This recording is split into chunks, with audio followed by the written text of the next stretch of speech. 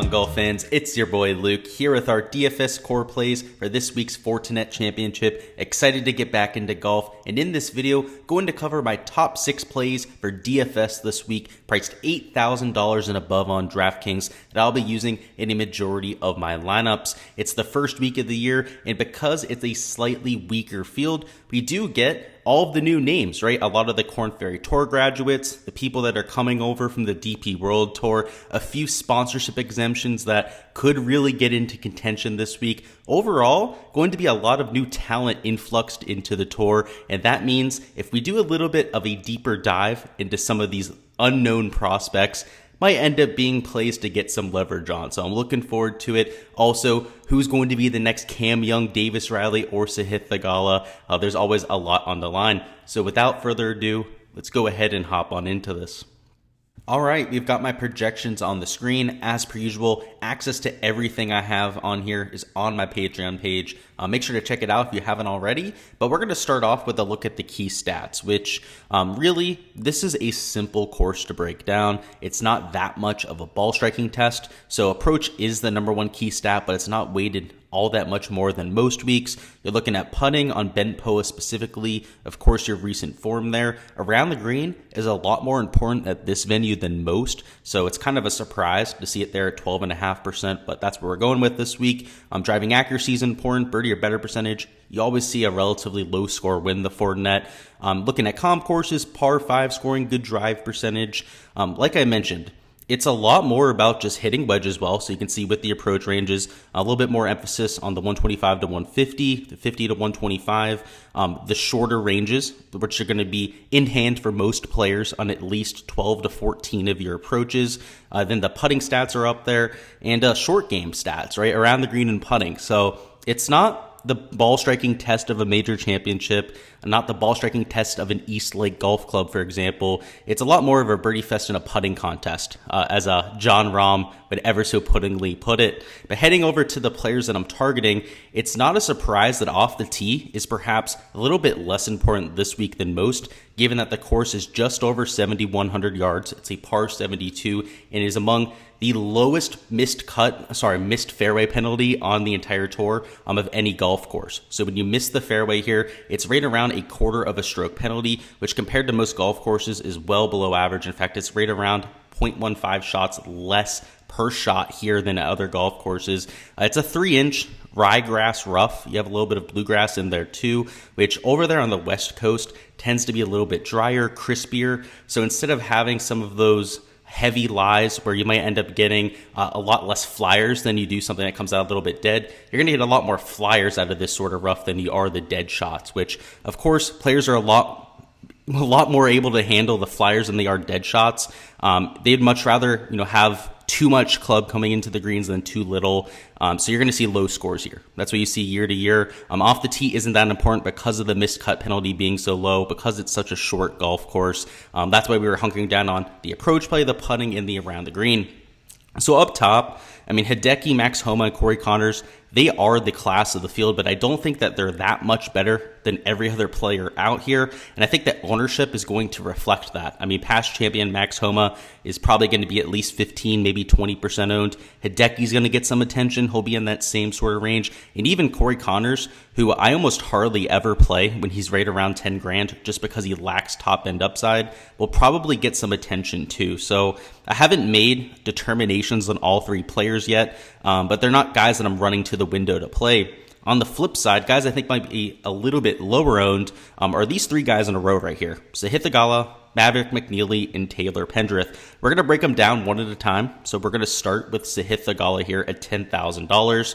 But all of them have the same weakness, I would say. And maybe not for Pendrith. Maybe he's the odd man out here. But it's definitely the case for Sahith and McNeely is they deal with issues with their accuracy off the tee. Sahith can get into a lot of trouble. He deals with a double miss right in both directions. Maverick is long off the tee, but also extremely inaccurate. And as a result, at a golf course that that doesn't penalize off the tee all that much. Only 55% of fairways are even hit around this track to begin with. So it's not like many people are going to be in this short stuff comparatively.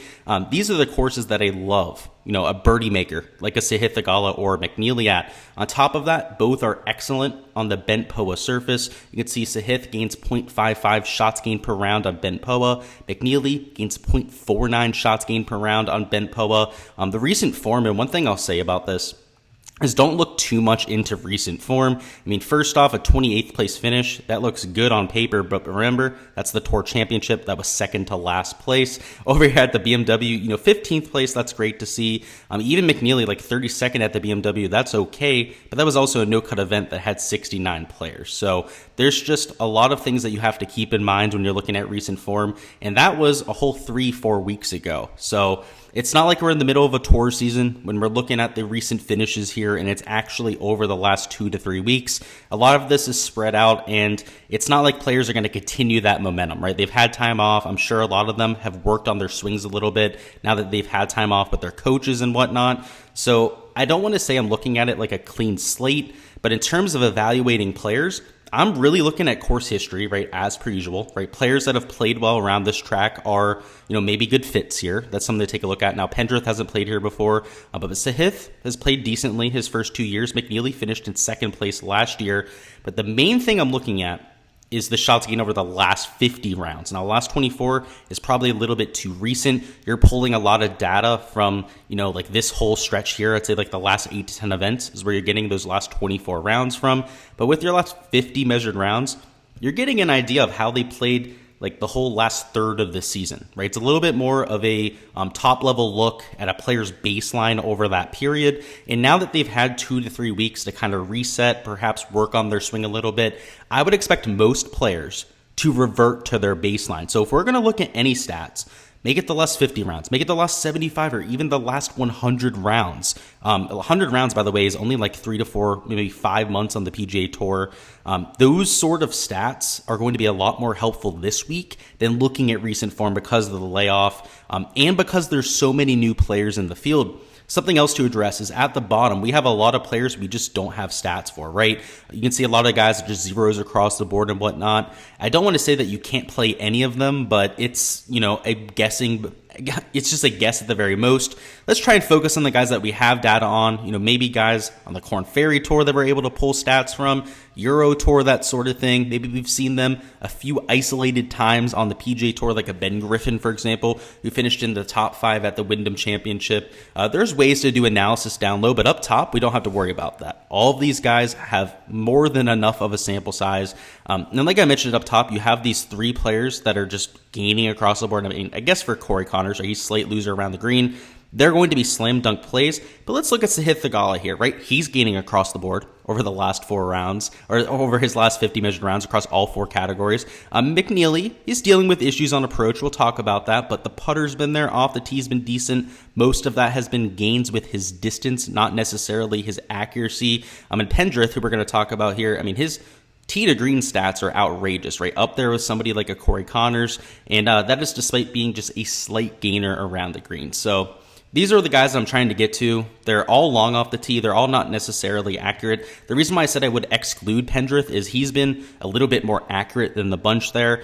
So it's not a bad thing, right? I'd rather you be long and accurate if you can be, but I don't think it's a prerequisite. Now, he's also a stud with the putter. Out of these 3, he'll definitely be the highest owned. So the one that'll get the most attention here is undoubtedly going to be Pendrith, but I think it's well warranted. He comes in as my number 2 fit on the golf course, number 4 in terms of total model ranking, gaining close to a stroke per round on this type of green surface. Just a lot of things to like about those top 3 guys. So I'll be getting to all of them. Again, Pendrith hasn't played here before, so we don't have any course history. But McNeely and Theegala both check that box emphatically. The putting stats have been there, and I think it's all systems ahead for those 3. Next up, we're going to go down to Denny McCarthy here at $8,800. So I really like that stretch of 3 players. And then, I'm probably going to try and take 1 or 2 of those players and then drop down into the 8K range. Maybe mix in somebody here at the bottom of the 9K. But Denny McCarthy is by far my favorite target here. So he's at $8,800. We know he's going to be a great putter on pretty much every surface. So, gaining over half a stroke per round on Ben POA, I think that's just decent for Denny, right? He's better on other surfaces, which is really saying something. But if we look at the recent form, and again, I'm not looking into this all that much, but he'd been playing good golf, right? He finished in the top 30 at the BMW, top 20 at the FedEx St. Jude is a great result because that's a full field event there for Denny McCarthy. A few missed cuts before that, but overall, I mean, over his last 50 measured rounds, he's done exactly what we expect, right? Off the tee is never his strong suit, which at this golf course is okay, right? It's short. It's a lot more about just hitting the ball off the tee as far as you possibly can, right? If you hit the fairway, great. If you don't, that's okay, right? A really low missed fairway penalty, and then be great from fairway in, right? That's really where you make your hay. Look at that. He gains on approach, slight gainer, right? It's not like he's doing anything crazy, but that's great to see. Gaining around the green and gaining a stroke per round with the putter. This is the sort of golf course where maybe Denny McCarthy doesn't win, but I could see him, I don't want to say his floor is like a top 25 finish, but it feels like it, right? Because with everything that matters at this track, he's a gainer to the field. He's going to consistently be so good with that flat stick where, in a weak field event, that could very well carry him to a top 25 finish, let alone if he goes out there and does anything with the ball striking, which off the tee, we're kind of hoping for him to just be a neutral player there. On approach, we've seen him have spike performances, right? That's why, even if you look over the last 50 measured rounds, he's a slight gainer there. He loses most of the time, but he will spike from time to time. You can see even over the last 24, it's still just a slight gainer in that category. You got to hope that he has a positive week with the irons, right? Doesn't go out there, slightly lose there. That's probably when he finishes in the top 25, when he just lets his putter carry him. But when he can marry those two skill sets together is when he puts up fireworks. So I'd like his upside in a large field GPP if he can marry those two things together, and the floor even for a 2 to 3 max a single entry, because I really do think that he has like a top 25 sort of floor, and at $8,800 that's pretty damn solid. Moving down to our next pick is going to be Webb Simpson at $8,400, and for Webb, he hasn't played his best golf, right? So if we look at the recent form, I mean, it's really been dreadful. I mean, missed cut, withdraw, 69th at the Rocket Mortgage. So hardly made the cut there. Missed cut before that. You're really betting on his long-term pedigree. And I think if there's any time to do so, it would be now, after an extended break. For Webb Simpson, the last time that he played was back at the FedEx St. Jude, so he's had at least a month off of golf. He was dealing with injuries throughout the year, so hopefully, maybe the time off can give him a little bit of a rest to recuperate, go out there and be at a 100%. But more importantly, this is a great golf course for Webb, right? It's not very long. It's all about fairway in, which is really Webb's specialty, right? Off the tee is never, what Webb's known for. He's very accurate off the tee, but he's not very long off the tee. And he's great on the bent POA surface. I think this is a buy-in spot on Webb Simpson, right? After the break, maybe he's found something. Maybe the health will be there. Whatever the case may be, he's going to be relatively low owned. And from a long-term sample size, he is just infinitely better than everyone around him. I mean, Taylor Montgomery, right? This is his first time as a full PGA Tour member here on tour, right? He's played a few events, but now he's got his tour card. I mean, Dietrich, right? He's from the DP World Tour. He's a decent player. I mean, Troy Merritt's a decent PGA Tour player. Webb Simpson is, major championship contention sort of player, right? So $8,400, if he's going to be low owned this week, I'm going to be in on him. And if you look at the recent form metrics, they haven't even been all that bad, right? Off the tee, slight loser. Okay, right, slight loser on approach. Okay, he's right around an average player in both categories. That's like the floor for Webb Simpson. The putter's kind of been hurting him, right? He's losing there, but long term, that's his strength. And on this surface specifically, it has been a plus surface for him, where he gains over a third of a stroke per round. I just think it's a good bounce back spot. Is it risky? Yes, absolutely, but I do think it's a good spot. Absolutely as well. For our last core pick is going to be Gary Woodland at $8,000, and he's another player who checks that box. If you can't tell, I like myself some bent POA putters. But on top of that, Gary Woodland, much like the first three players we talked about, now McCarthy and Webb are a little bit more accurate off the tee, which, like I mentioned, it's just not about off the tee here, right? They don't tend to gain that much off the tee. These top three players relatively inaccurate. That's definitely the case with Gary Woodland. This guy can hit you OB balls like no one else. He can be having a ceiling round, completely derail himself off the tee. And at this venue, I think he can get away with that. And in terms of the recent form, he's been pretty damn decent. You look at the last 50 rounds for Gary Woodland, he's gaining off the tee, gaining on approach over a third of a stroke in each category, gaining around the green, and a slight loser with the putter.